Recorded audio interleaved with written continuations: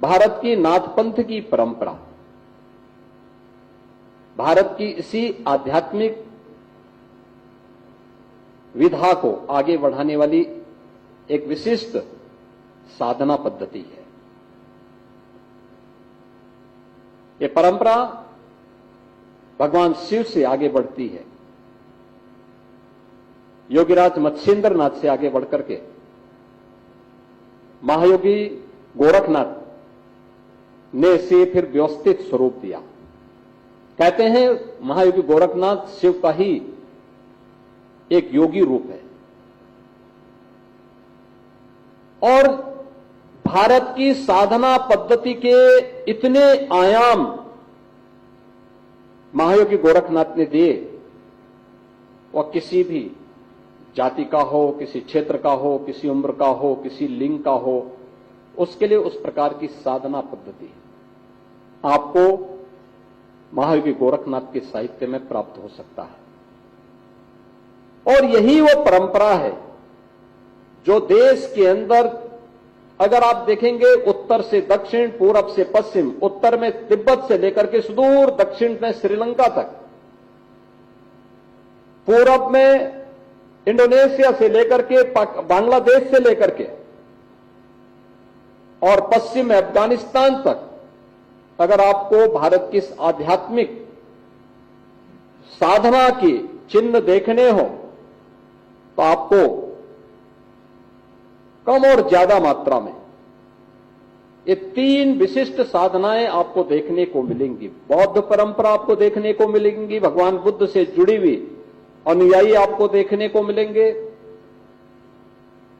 आदि शंकराचार्य की परंपरा आपको देखने को मिलेगी और महायोगी गुरु गोरखनाथ की परंपरा इन सभी क्षेत्रों में आपको देखने को मिलेगी।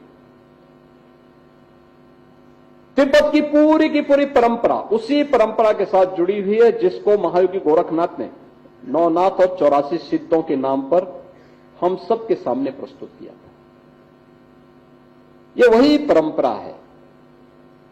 नाम आगे पीछे हो सकते हैं, 84 सिद्धों के नाम आगे पीछे हो सकते हैं, नौनाथों के नामों में आगे पीछे उलटफेर हो सकता है और देश के अंदर अलग अलग स्थानों पर आपको इनसे जुड़े हुए स्थल, इनसे जुड़े हुए मंदिर, मठ, खो, गुफा, धूना, ये सभी आपको देश के अंदर अलग अलग स्थानों पर